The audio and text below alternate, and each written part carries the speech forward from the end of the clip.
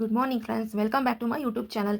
ಇವತ್ತು ಹಸಿರು ಬಟಾಣಿದು ಉಸ್ಲಿ ತೋರಿಸ್ತಿದ್ದೀನಿ. ಚಪಾತಿಗೆ ಒಳ್ಳೆ ಕಾಂಬಿನೇಷನು, ರಿಚ್ ಇನ್ ಪ್ರೋಟೀನ್. ಈ ಹಸಿರು ಬಟಾಣಿ ಸಾಮಾನ್ಯಕ್ಕೆ ಕಮ್ಮಿ ಸಿಗೋದು.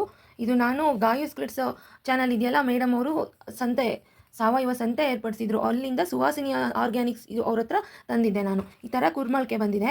ಇದರಲ್ಲಿ ತುಂಬ ಚೆನ್ನಾಗಿರುತ್ತೆ ಗ್ರೇವಿ ಆ್ಯಂಡ್ ಉಸ್ಲಿ ಎಲ್ಲ.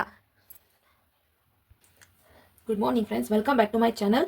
ನಾನು ಆವಾಗಲೇ ಹಸಿರು ಬಟಾಣಿನ ಮೊಳಕೆ ಸ್ಪ್ರೌಟ್ ಬಂದಿರೋದನ್ನ ತೋರಿಸಿದೆ. ಅದನ್ನು ಇವಾಗ ಈ ಥರ ಕೂಗಿಸ್ಕೊಂಡಿದ್ದೀನಿ. ಒಂದು 3 ವಿಜಲ್ ಬರೋವಷ್ಟು ಅಂದರೆ ಮೆತ್ತು ಬೇಯುತ್ತೆ ಅಷ್ಟರಲ್ಲಿ ಕೂಗಿಸ್ಕೊಂಡು ಇಟ್ಕೊಂಡಿದ್ದೀನಿ.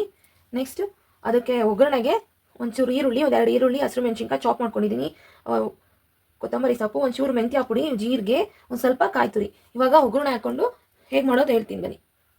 ಒಂದು 2 ಸ್ಪೂನಷ್ಟು ಎಣ್ಣೆ ಹಾಕೋತೀನಿ. ತುಂಬ ಏನು ಬೇಡ ಎಣ್ಣೆ, ಸ್ವಲ್ಪ ಒಂದು 2 ಸ್ಪೂನಷ್ಟು ಹಾಕೋತೀನಿ.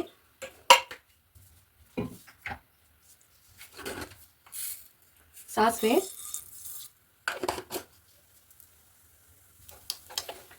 ನೆಕ್ಸ್ಟ್ ಕರ್ಬೇವಿನ ಸೊಪ್ಪು, ಜೀರಿಗೆ,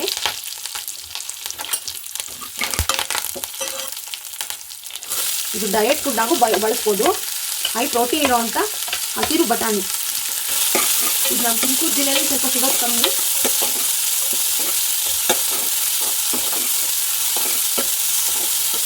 ಕೇವಲ ಒಂದು 5 ಅಷ್ಟೇ ಬೇಕಾಗಿರೋದು ಇದಕ್ಕೆ ಇಂಗ್ರೀಡಿಯೆಂಟ್ಸು. ಸ್ವಲ್ಪ ಬಾಡಿ. ನೆಕ್ಸ್ಟು ಬೇಯಿಸ್ಕೊಂಡಿರೋ ಕಾಳನ್ನ ಸೇರಿಸ್ಬೇಕಷ್ಟೆ.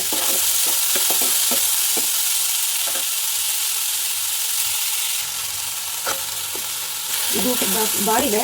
ಇವಾಗ ಬೇಯಿಸ್ಕೊಂಡಿರೋಂಥ ಹಸಿರು ಬಟಾಣಿ ಹಾಕೋಣ. ನೋಡಿ, ಈ ಥರ ತುಂಬ ಸ್ಮ್ಯಾಶ್ ಆಗಿ ಬೆಂದಿದೆ. ತುಂಬ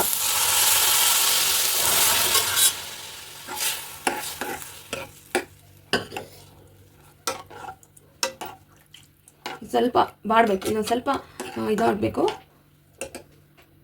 ನೋಡಿ, ಚೆನ್ನಾಗಿ ಬೆಂದಿದೆ. ಇದು ಒಂದು 5 ನಿಮಿಷ ಲಿಡ್ ಕ್ಲೋಸ್ ಮಾಡೋಣ. ನಾನು ಅಷ್ಟರಲ್ಲಿ ಇದಕ್ಕೆ ಚಪಾತಿ ಹಾಕ್ಕೋತೀನಿ. ಇದು ಕುದ್ದಿದೆ. ಇವಾಗ ಉಪ್ಪು ಹಾಕೊಳ್ಳೋಣ. ಉಪ್ಪು ನೋಡ್ಕೊಂಡು ಹಾಕ್ಕೊಳ್ರಿ.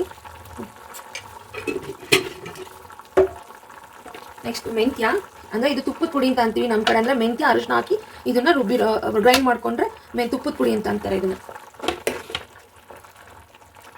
ನೆಕ್ಸ್ಟ್ ಕಾಯಿ ತುರಿ ಸೇರಿಸೋಣ ಇದಕ್ಕೆ.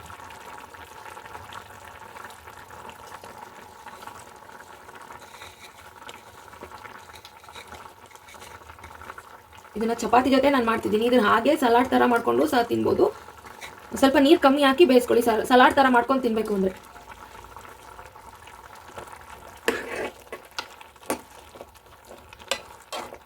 ಇದು ಆಗ್ತಾ ಬಂತು. ಲಾಸ್ಟ್ಗೆ ಕೊತ್ತಂಬರಿ ಸೊಪ್ಪು ಹಾಕ್ತೀನಿ.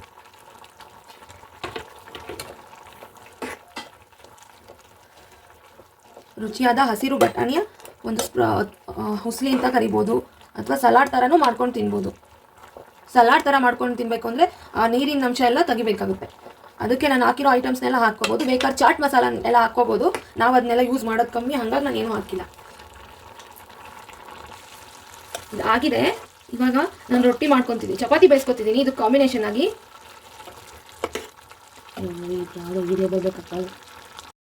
ಈಗ ರೆಡಿಯಾಗಿದೆ. ನಾನಿದು ಚಪಾತಿ ಮಾಡ್ಕೊಂಡಿದ್ದೀನಿ. ನೀವು ಈಗ ಟ್ರೈ ಮಾಡಿ ಹೇಳಿ ಹೇಗಿತ್ತು ರುಚಿ ಅಂತ. Thank you for watching my channel.